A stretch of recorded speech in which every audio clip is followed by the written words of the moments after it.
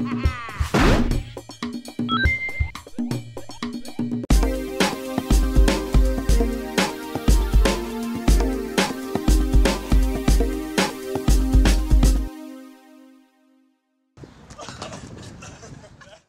tracked down Gamersfirst, who are currently involved in bringing a game back from the dead, APB, which was, well, APB's failure was kind of spectacular. It became kind of a soap opera. What's it been like as a producer on the game to bring it back again? Well, I love soap operas, so that's great. It's actually been a wild ride. It's been a lot of fun.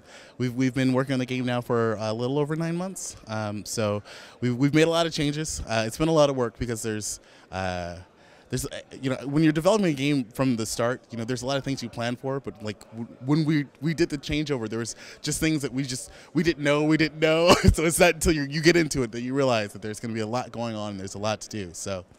Yeah, what's it like working with somebody else's, just taking somebody else's work? But it was a fully released game when it launched last year. You're getting into somebody else's code, getting into somebody else's artwork, etc. Well, we've been really fortunate. Most of the development team is actually ex-employees of the old company, so we have a lot of that legacy knowledge is still around, and we know pretty much everybody who was a part of the old company.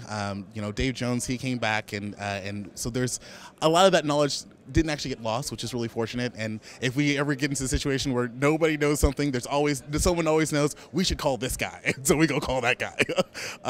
But it's been a lot of fun. There are challenges. There's always challenges, and our transition is unique, but it's been a lot of work, and we really enjoy it.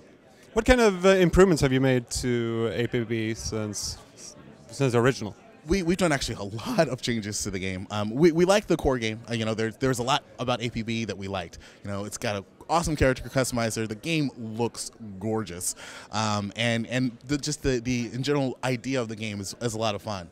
We kind of did something different though, as far as we wanted the game to feel more like a shooter, so we've done a lot of work to make the game feel like a typical player would experience a shooter, but the way APB would do it. We've improved a lot of the driving mechanics. Driving is a lot more responsive now. We've actually we have a very large network of servers throughout the world, and so when players connect to the servers, we've been working really hard to make sure that network connection is the absolute best it can be. And we even go so far, there's a thread of the forums that's about 20 pages long, where players who are having issues, we ask them for their trace route, and we go through and find where those trouble spots are and call those ISPs. But we've also done minor things like annoyances. One problem was with character progression. You never really knew what your standing was with your character progression. You didn't know where you should go next. We've kind of exposed all of that, so the user knows, hey, I need to talk to this contact next. That's how I progress, and I'm gonna get this as soon as I progress, and this is how I get this item. It's all that's been exposed. Things like there's a problem where where it used to be that if you walked up to the back door of a car and there was no one else in the car, you would get in the car into the back seat and just sit there with no driver. We changed that. So now if you go to that back door and try to get in, the character will go, oh, I should probably go to the driver's door and sit in the driver's seat. So it's stuff like that we've really tried to make the game a lot more fun, a lot more easier to use, and a lot more user-friendly.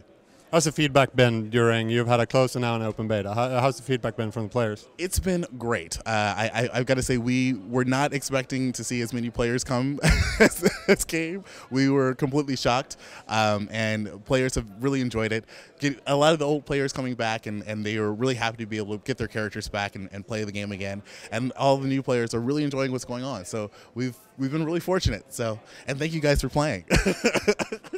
But one of the big changes from the original to Reloaded has been the business model, because the original APB was a subscription mode game with retail boxes and everything, and now it's free to play.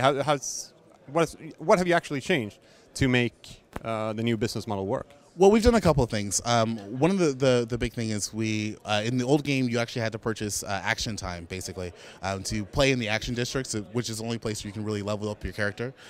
We changed that. So the game, Gamersfirst is about free to play. It's a brand, it's our motto. So it really is about letting players play the game, experience the game all the way to the max level for free. So that's the big thing. So you can get in the action district without paying a dime. You can level up to 300 without paying a dime. It's all, whatever you want to do, you never have to pay. We, however, do have, because we have to make money and we can't just sell babies on the black market, we do have what's called premium, and you can purchase premium. It's $9.99 a month. It gives you a discount on all the items that you can purchase in the store for 20% discount. It gives you a 30% bonus to your standing or your XP gains and APB cash gains. It allows you to bypass queues because there's a lot of players playing, so sometimes servers have queues, but if you have premium, you get directly into the server every time. And it has other benefits too, like, there are activated abilities that players get. Premium users can use their activated abilities quicker than free players, and it also unlocks all of the customization limits that free-to-play players have. So you can fully deck out your character without having worried about running to any caps or anything. But because one of the issues a lot of people had with the original APB was balancing issues, that it felt like, well, coming in as a new player, it wasn't all that easy when playing against experienced players, just because they had better gear, if nothing else. What's that like now? So we've actually, in the past 30 to 45 days, been focusing a lot on that, specifically how to ensure that A, a new player doesn't get ruffle stomped by an experienced player, and B, how to really make the game feel more competitive at all levels. So one of the major changes that we actually made to the game is the starter vehicle and the starter car. Originally, in the original version of the game, they weren't very good. In fact, they were the worst items in the game. We changed that. The starter weapon right now, looking at the kill scores and all the data, the starter weapon is the second most used weapon. It is the most competitive weapon, and we wanted it to be that way so that players never felt that, I just started the game and I can't compete. But there are other weapons that you can use, especially when you're playing with your teammates. You're going to want to get a shotgun. You're going to want to get a sniper rifle. You're going to be able to change those other guns as you progress. So that was one big thing. We also changed the starter vehicle. In fact, we deleted the old starter vehicle because it was so bad we didn't even want it in the code anymore. So we have a new starter vehicle. It looks cool. It's a nice, small, compact, sporty car. It's got the best handling in game. You can't tip that thing over. It got the lowest top speed, but the acceleration is really good. So it zips around the city. Because it's small, it can get into places that other vehicles can't get to, and it's a really cool car to have. So that was one thing we did. The other thing we did, and what we've really been working on in the past 45 days, has been matchmaking and skill rating. So now we're rating players based on their actual skill, as opposed to, it used to be that players were rated on their performance over the past 50 missions. We kind of threw that out the window. We're using an algorithm now that determines what your skill is, and then it'll match you based on that skill to other players. And right now we're working on some matchmaking changes that's going to go in later this month, early next month, and what we're calling district recommendation. And this is actually the big part about making sure that high-level players aren't just killing new players. District recommendation actually makes it so the district skews towards a certain skill level. So if there are a lot of high skill players in the district will know, hey, this is a high skill district. So if a low skill player goes in, it's going to tell you this is a high skill district. And when players auto join, the district recommendation system will automatically put them in a district that's closest to their skill level instead of randomly throwing people in. So that has the side effect of ensuring that more opposed missions are going out more frequently. People will play a lot more, and it's less likely to have a new player come in and just get owned by players who are very, very skilled. And we have some pretty skilled players. But with all these changes, you're confident that we'll have APB for a lot longer than 3 months? My job depends on it. Good points. Thank you very much for your time.